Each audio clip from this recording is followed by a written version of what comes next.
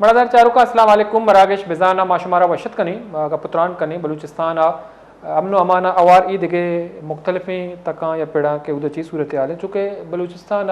मगिंदी की वद्दा बलूचिस्तान बदतरीन गवर्नमेंट से आमाच हैं या शिकार हैं वो बलूचिस्तान अमन अमान तबाह हैं वो महकमा के हस्ते मफलूज बुतगा उदो भी निमगा अवाम आलत जार के हस्ते ये वद्दा तक मायूस को नहीं कि मौजूदा हुकूमत सरा चोड़ें आइया बीसा नहीं उदो भी निमगा मौजूदा हुकूमत के हस्ते हैं ये 2 साल मुकम्मल भी होगी तो आय शी मनसूबे पेशदाश्त को नका के चरिशियाची आम आवाम मुतमईन भी और दोमिनी मगा मगिंदे के बलूचिस्तान मफाद के खिलाफ अमा इकदाम कनक बोगा हाँ कि बाज़ सियासी जमात अवार बलूचिस्तान बाशूरी मल्लुक के वास्ता काबिल कबूल ना चूँकि मैनर्स एंड माइंस एक्ट वद्दी के आरक बुतगा तो आई मुखालिफत चीज़ें जमात कोतगा दोमिनी में कुछ कमी बुतगा के पास कनक बुता हुई दिखे पॉलिटिकल पार्टीज़ के हस्ता आहाँ शी हिमायत को भले चर्चिया पद अमा जमात नाम गरक बुतगा आहाँ असम्बली फ्लोर सरा इशिए सरा शदीद तनकीद को तो आनी कुछ हमेशा के माँ ये बिल छोड़ा मुखालफत न करें ये बिल के हस्ते बलूचिस्तान अवाम मफादात बरक्स हैं दोमिनी निमगा 18वीं तरमीम मौजूद हैं तो मिनरल माइंस एक्ट के हस्ते आई है छोड़ी गुंजाइश नहीं भले मायम दिस्तगा के चर्चिया पद अमी जमात एक्ट के हस्ते बलूचिस्तान हाई कोर्ट चैलेंज को और न सिर्फ अमा जमात चैलेंज को कि नुमाइंदगी बलूचिस्तान असम्बली मौजूद है बल्कि अमा सियासी रहनुमा या पोलिटिकल पार्टीज़ या बलूचिस्तान सीनियर सियासतदान चैलेंज को कि हाँ नहीं बलूचिस्तान असम्बली छोड़ी नुमाइंदगी नहीं तो बलूचिस्तान हाई कोर्ट एक केस के हस्ते दुरुस्त पिटिशन यकजा को था ये समात वो चर्चिया पद अपोजिशन हुकूमत दरमियान एक नशस्ती और दुई अपोजिशनर हुकूमत मीडिया टॉक को बिल के हस्ते वापस जुरे गोशा गमी बू के इत्तेफाक राया वो बिल दोबारा असम्बलिया पेश करना और मंजूर करना को पास करना भी बल्कि अंगत वाजे रोच गस्ता वाद गस्ता ये बिल पास नबूता दोमिनी मगा मचीज़ रोचा पैसे तो लश्कर ईसानिया करंदी पदा मुश्तका के अमा अमेंडमेंट नहीं बारा वज़ीर आला साहब गप जदा धीमा भी आ रही कोटा पेश बिका और अंगत किसी हवाला छे कासे पेश रफ्ती नबूता और दोमिनी मगा गिंदी के रिकॉर्डिक मनसूबा सरा कार बर जाएँ और रिकॉर्डिक मनसूबा के हस्ते आइए सरा इन कैमरा ब्रीफिंग कुद्दूस बीजंजो साहब उद्दे के वज़ीर आला बलूचिस्तान आइए को अपोजिशन जमातानी इन कैमरा सेशन इशे मंजूरी दाते को चर्चिया पद कौमी असम्बली और सेनेटा शोतगा और ई वद्दा के हस्ते गैर मुल्की कंपनी के हस्ते बैरिक गोल्ड रिकॉर्ड के सरा कार कनगाएँ चूँकि ई तक के साथ 7 साल लीजा दिया बुत्ता भले दोमिनी मगमा कितनी गस्तंग रोचा सेनेटर मौलाना अब्दुल वासे साहब के जमात इस्लामी बलूचिस्तान अमीर हैं तो आइए एक स्टेटमेंट दिमात का गुशा हमेशा के मैं हस्ते माजी हुकूमत को एक इत्तेफाक राय बुता एक इत्यादि बुता तो माँ बलूचिस्तान तरक्की इस्तेकाम अवामी खुशहाली वास्ता का आपको तो ये कुछ कमी बुता का रिकॉर्ड मनसूबा अवालहा दुरुस्त ना दिसता कि जमीयता वती हकूक़ के दिफा कोता इक़्तिदार कुर्बान कोता भले असूलानी सौदाबाजी न कोता भले सवाल ये चस भी के वती इनके मेरा सेशन बुता तो आई तो का जमीयत उलमा इस्लाम बैसे अपोजिशन जमात कुद्दूस बीजंजो साहब हिमायती मौजूद बुता भले ये तफसीलात के हस्ते आवाम दीमा पर्चा आरग न बुतगा और ये अदादा जमीयत उलमा इस्लाम फ़े के हस्ते ये सारा सवालात चस्बी या बाज़ें मरदम गुशा के आई जुर्मा बराबर शरीक की तो मरूची में कोशिश को था कि चीज़ें अपोजिशन जमात या हुकूमत मम्बरान या जमीयत उलमा इस्लाम के हस्ते मरूची आनी मौक़िफ़ा बिज़ानी रिकॉर्ड के हवाला बलूचिस्तान बेड गवर्नमेंट से हवाला सियासी सूरत हाल हवाला तो मरूची में बोंगा पिसरा का पुत्रान का नहीं होता नेशनल पार्टी मरकज़ी रहनुमा नेशनल पार्टी बलूचिस्तान वहदत सदर चेयरमैन असलम बलूच साहब नादारी कन गए अयंग गेशिंग का पुत्रान कनी अस्सलाम वालेकुम असलम बलूच साहब। वालेकुम अस्सलाम। शुक्रिया आपने टाइम निकाला हमारे प्रोग्राम में शरीक हैं। तो सर हम बात कर रहे हैं बलूचिस्तान के हवाले से चूँकि बलूचिस्तान में एक जो है लाकानूनियत है अमन अमान की इंतहाई खराब सूरत हाल है और बहुत सारे मसाइल बलूचिस्तान को दरपेश हैं। तो अगर अमन अमान के हवाले से देखा जाए तो हमने देखा कि आपके एक मरकज़ी रहनुमा जो बलूचिस्तान असम्बली के रुकन है साबिक सूबाई वज़ीर हैं मीर अहमद सालेह बलूच उनके भाई को पंजगूर में टारगेट किया गया। माजी में भी आपके बड़े जो हैं सीनियर रहनुमाओं को सरबराहान को भी टारगेट किया गया। तो बुनियादी तौर पर जो सियासी जमातें नेशनल पार्टी या BNP या दूसरी जमातें जो बलूचिस्तान के मेन स्ट्रीम पॉलिटिकल पार्टीज़ हैं इन लॉ एंड ऑर्डर की सूरत हाल की वजह से वो मारे गए टारगेट किए गए शहीद हो गए। तो बुनियादी तौर पर आप क्या समझते हैं कि पॉलिटिकल वर्कर या सियासी जमातें इतनी गैर महफूज गुज़श्ता 2 दहाइयों से हैं تو آگے جا کے آپ کیا سمجھتے ہیں کہ یہ صورتحال کہاں تک جائے گا؟ کیا پولیٹیکل پارٹیز یا ان کے رہنماؤں کو اس طرح ٹارگٹ کرنا جو سیاسی عمل ہے، آپ نہیں سمجھتے ہیں کہ اس میں رکاوٹیں ڈالی جا رہی ہیں، سیاسی جماعتیں جو ہیں ماضی میں مزید مشکلات کا شکار ہوں گی؟ جی الطاف بھائی، دیکھو، ایک تو یہ ہے کہ جو بلوچستان کا مسئلہ ہے، ہم نے شروع دن سے کہا ہے کہ بلوچستان کا مسئلہ ایک سیاسی مسئلہ ہے، اور یہ سیاسی انداز سے، گفت و شنید سے، مذاکرات سے، مل بیٹھ کر بات چیت سے حل ہوگی۔ اس کے علاوہ اس کا کوئی حل نہیں ہے۔ جہاں تک سیاست میں مشکلات کا تعلق ہے بلوچستان میں، یقیناً بلوچستان میں سیاست بہت زیادہ مشکل ہو گیا ہے، اور سیاسی کارکن بلوچستان میں سب سے زیادہ غیر محفوظ ہے، اس کا خاندان، اس کے بچے۔ پہلے تو یہ تھا کہ الیکشن کیپچر ہوتا تھا، الیکشن ریزلٹ کیپچر ہوتے تھے، الیکشن کے لیے نہیں چھوڑتے تھے، اور ریئل پولیٹیکل پارٹیز کو، جو حقیقی جو سیاسی نمائندے ہیں، ان کو الیکشن میں روکا جاتا تھا۔ اب تو گولیوں سے روکا جا رہا ہے۔ اب وہ چیزیں جو ہے بہت ثانوی ان کی حیثیت ہو گئی۔ اب تو یہ ہے کہ سیاسی کارکن کا، اس کے خاندان کا، اس کے بچوں کا جان و مال محفوظ نہیں ہے، اور جہاں جو ہے جنگل کا قانون ہو، جہاں جو ہے انسان کا خون سستا ہو، اور جہاں پہ جو ہے لوگوں کی لاشیں گریں، نوجوانوں کی لاشیں گریں، اور ریاست کا ایک صرف بیان آ جائے کہ ٹارگٹ کلنگ میں مارا گیا یا نامعلوم افراد کی فائرنگ سے مارا گیا، تو اس طرح کی صورتحال میں اس سماج کے اندر سیاست انتہائی مشکل ہو چکا ہے۔ ولید جو ہے وہ ولید جان ایک عام ایک نوجوان تھا، نہ کوئی اس کا کسی کے ساتھ تنازع تھا، نہ اس کے خاندان کا کسی کے ساتھ تنازع تھا۔ قصور صرف یہ تھا کہ اس کا والد جو ہے آج سالے، وہ ہر درد میں، ہر دکھ میں، ہر مشکل میں پنجگور کے لوگوں کے ساتھ ہوتا، غریبوں کے ساتھ ہوتا، ناداروں کے ساتھ ہوتا، ان کے مشکلات میں ہر وقت وہ صفحے اول میں ہوتا۔ شاید اس کو اس پیران عمری میں کمزور کرنے کے لیے، اس کے جذبے کو کمزور کرنے کے لیے، اس کے سب سے چھوٹے بیٹے کو ایک ایسے وقت میں ٹارگٹ کیا گیا، اس کا قتل کیا گیا، اس کو شہید کیا گیا جب اس کی شادی کے تقریبات شروع تھے، اور وہ شادی کی خوشیوں میں سارا خاندان تھا۔ ایسے ماحول میں یہ حملہ کیا گیا جو انتہائی قابل افسوس ہے۔ ٹھیک، لیکن چیئرمین صاحب، ہم یہ بھی دیکھتے ہیں کہ جو بلوچستان میں جو لا اینڈ آرڈر کی صورتحال ہے، تو کافی عرصے سے خراب ہے۔ اگر دیکھا جائے تو بجٹ کا جو بڑا حصہ ہے وہ لا اینڈ آرڈر کو جاتا ہے، اور اسی طرح ہم دیکھتے ہیں کہ چیک پوسٹوں کی بھرمار ہے، عام عوام یا قومی شاہراہوں میں سفر کرنے والے جو لوگ ہیں وہ ان کو بہت زیادہ تکالیف کا سامنا کرنا پڑتا ہے۔ لیویز کو پولیس میں ضم کر دیا گیا کہ امن و امان کی صورتحال کو بہتر بنایا جائے گا، ایف سی ہے، ملٹری اور پیرا ملٹری فورسز ہیں۔ تو جب کسی کو ٹارگٹ کیا جاتا ہے، کوئی ناخوشگوار واقعہ پیش آ جاتا ہے، لیکن کوئی گرفتاری عمل میں نہیں لائی جاتی ہے، یا ایسی صورتحال پیدا نہیں ہوتی ہے کہ آنے والے وقتوں میں کسی کو اس طرح ٹارگٹ نہ کیا جائے، یا کوئی امن و امان کا صورتحال خراب نہیں کی جائے۔ بڑے پیمانے پر تعیناتیوں کے باوجود جو لا اینڈ آرڈر ہے اس نہج پہ پہنچ گیا کہ گھروں کے سامنے لوگوں کو ٹارگٹ کر کے عملہ آور فرار ہوتے ہیں۔ تو اب کیا سمجھتے ہیں یہ کمزوری کہاں سے ہے؟ ایک بجٹ کا بڑا حصہ بھی اس میں بھی جا رہا ہے، لیکن کوئی پیش رفت نہیں ہو رہا۔ جی دیکھیں،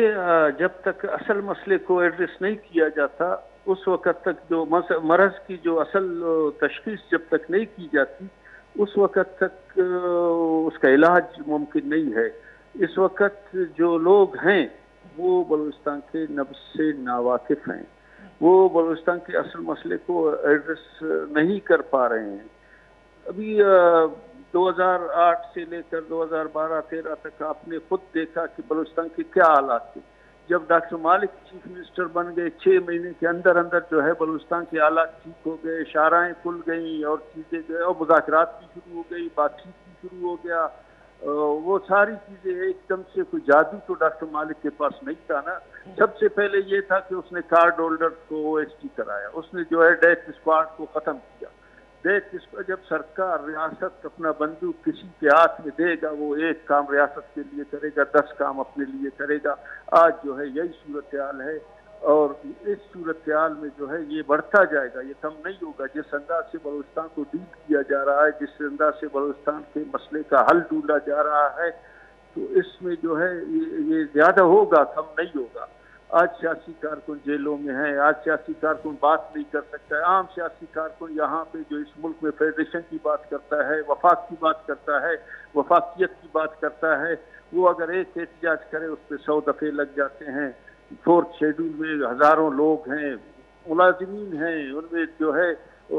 17-18 گریڈ کے آفیسران ہیں جو 4th شیڈول میں ہے, 3 MP او 4th شیڈول. یہ مسئلے کے حل نہیں ہو, یہ اس مسئلے کا حل نہیں ہے. مسئلے کا حل یہ ہے کہ اس کے اصل مرض کی تشخیص کرے. ابھی 80 ارب روپے جو ہے, پہلے 80 ارب روپے تھا, ابھی جو ہے 95 ارب روپے لا اینڈ آرڈر پہ خرچ ہو رہا ہے. اور ریڈ زون سے آگے جو ہے نہ لا ہے نہ کوئی آرڈر ہے. آپ ریڈ زون یہاں پہ جو ہے لا اینڈ آرڈر صرف جو 1500 میٹر کے سرکل میں ایریا میں ہے. اس کے علاوہ جو ہے کوئٹہ شہر میں جب اگر صورتحال یہ ہو کہ ریڈ زون سے نکل کے کوئی لا اینڈ آرڈر کی صورتحال جو ہے اتنا خراب ہو کہ شام کو آپ کے فورسز رات کو کہاں ہوتے ہیں, رات کو بلوچستان کس کے حوالے ہے؟ میں تو یہی سمجھتا ہوں کہ دن کو ریاست کے حوالے ہوتا ہے وہ بھی پارشلی, اور رات کو تو وہ دوسری ہی مخلوق کے حوالے ہوتا ہے. تو اس طرح کا صورتحال ہے. اس کو مسئلے کو بلوچستان کے مسئلے کو سیاسی انداز میں دیکھنا چاہیے. اس کا سیاسی انداز سے بڑے کھلے دماغ کے ساتھ سوچنا پڑے گا, اور دماغ کو بڑا کرنا پڑے گا, کھلے دل کے ساتھ بات کرنا پڑے گا. پھر اس مسئلے کا حل کوئی نکلتا ہے, نہیں تو اس کے علاوہ اس کا کوئی حل نہیں ہے. ٹھیک ہے, لیکن سر ہم جو بلوچستان کے اگر دیکھا جائے تو بدترین گورننس یا جو ہیں محکمہ مفلوج ہیں, امن و امان تباہ ہے. لیکن ہم نے دیکھا کہ کچھ مہینے پہلے جب مینرز اینڈ مائن ایکٹ جو ہیں اسمبلی میں ایک ایسے طریقے سے منظور کیا گیا, اسے پاس کرایا گیا, اس بعد میں جو اپوزیشن جماعتیں نیشنل پارٹی سمیت دیگر نے بڑے اعتراضات کیے. بعد میں ان کو واپس لیا گیا کہ دوبارہ ان کو ترمیم کر کے ایمنڈ کر کے اسمبلی میں پیش کیا جائے گا. لیکن یہ ابھی بھی عدالت میں موجود ہے. لشکر رئیسانی صاحب نے, نیشنل پارٹی نے, دوسرے جماعتوں نے ان کو چیلنج کیا. تو بنیادی طور پر آپ کو کیا لگتا ہے کہ یہ جو بل دوبارہ آئے گا اسمبلی میں, تو 18ویں ترمیم بھی موجود ہے, تو اس کے باوجود اگر ان میں چھیڑ چھاڑ کی یا لایا گیا تو اس میں نیشنل پارٹی کا کیا رد عمل ہوگا؟ اور اسی نیشنل پارٹی نے اس بارے میں کیا فیصلہ کیا ہے کہ اس بل کو کس انداز میں پیش کیا جائے جو ان کے لیے قابل قبول ہوگا؟ جی, ہم نے تو اس پہ پہلے دن سے جو ہے وہ اعتراض کیا کہ جو بل تھا جس پہ کنسنسس ہوا تھا, اس کنسنسس کے برعکس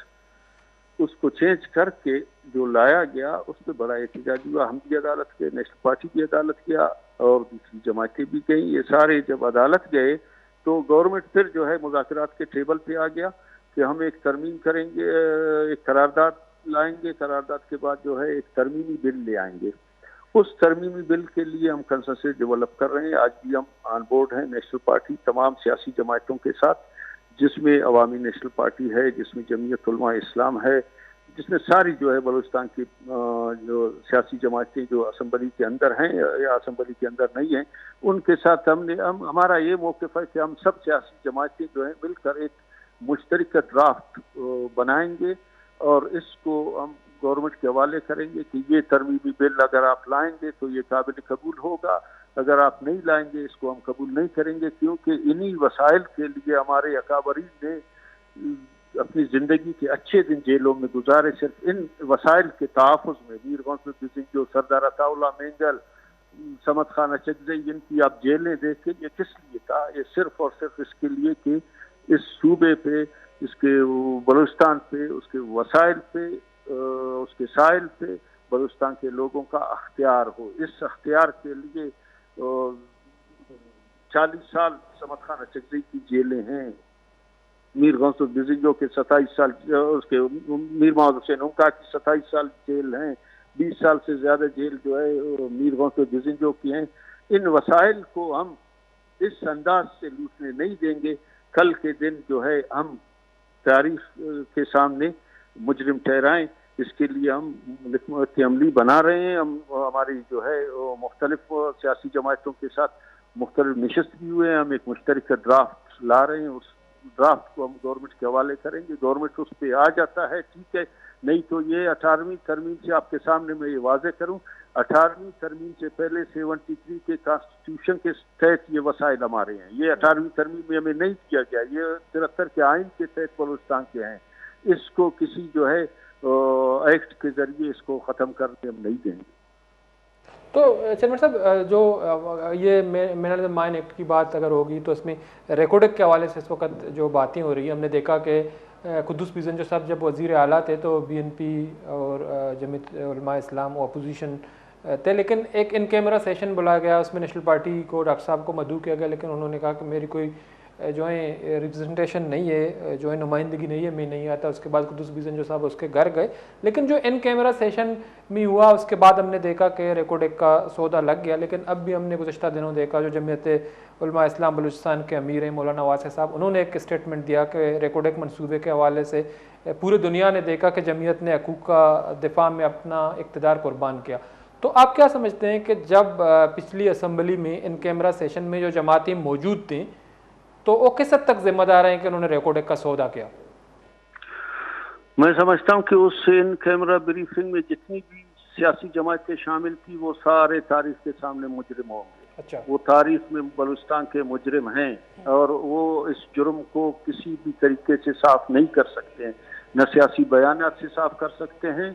نہ کسی جو ہے اسے ڈرامہ بازی سے وہ صاف ہوں گے. اس ان کیمرہ بریفنگ کے بعد جو قرارداد کے ذریعے ریکارڈ ایکٹ جو ہے فیڈرل کے حوالے کر کے اس کا سودا کیا گیا وہ تاریخ کا حصہ بن چکا ہے, اور وہ ساری سیاسی جماعتیں اس تاریخ کے مجرم ہیں. اور جب ہم سے رابطہ کیا گیا ہم نے کہا کہ ہم گواہ نہیں بنے,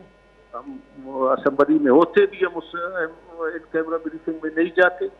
اگر ہم اسمبلی میں نہیں تھے بھی ہم نے قدوس بیزنجو کو جواب دیا کہ ہم گواہ نہیں بن سکتے. اچھا, جب قدوس بیزنجو صاحب وزیر اعلیٰ تھے اور ڈاکٹر صاحب کے پاس گئے تو ڈاکٹر صاحب نے بھی ان کی حمایت نہیں کی؟ جی, ڈاکٹر صاحب نے اس سے ایک بات کی کہ آپ ریٹرن میں جو ہے بلیک اینڈ وائٹ میں وہ پہلے مجھے دے دیں, وہ ایگریمنٹ دے دیں کہ وہ ایگریمنٹ ہے کیا, ہم اس کو دیکھیں گے, ہم پھر اس کے مطابق فیصلہ کریں گے. تو اتنا بڑا ڈرامہ تھا کہ وزیر اعلیٰ کے پاس بھی وہ ڈرافٹ نہیں, اور وہ ڈرافٹ آج تک منظر عام پہ نہیں ہے کہ وہ ڈرافٹ ہے کیا. اور انہوں نے آنکھیں بند کر کے ان کیمرہ بریفنگ میں شریک ہو کر پھر اس قرارداد کا حصہ بنے. پھر یہ قرارداد جو ہے آگے بڑھتا گیا اور یہ قرارداد گیا قومی اسمبلی میں, وہاں پہ بھی انہوں نے مخالفت نہیں کی. اور یہ جب سینٹ میں آیا سوائے طاہر بیزنجو کے اور اکرم دشتی کے نیشنل پارٹی کے علاوہ کسی نے اس کی مخالفت نہیں کی. یہ تاریخ کا حصہ ہے. ٹھیک ہے, بہت بہت شکریہ اسلم بلوچ صاحب, مرکزی رہنما نیشنل پارٹی. آپ ٹائم نکالا ہمارے پروگرام میں شریک رہے. مرادہ چاروں کا اسلم بلوچ صاحب کا پتران کنگا یہ کوشش ہمیشہ کہ نیشنل پارٹیاں ایکٹ کے ہستے منرل مائنز ایکٹ اسی ہم مخالفت کو تھا. تو قدوس بیزنجو صاحب دورہ ودی کے مدستہ کے ان کیمرہ سیشن بریفنگ کا بعض جماعت کے ہستے موجود بودتا, تو ہمارا دورہ ہم کوشش بودتا کہ جماعت کے ہستے ریکارڈ کے سودا بازی برابر شریک ہیں. چونکہ گستگی روچہ مولانا واسع صاحب یہ اسٹیٹمنٹ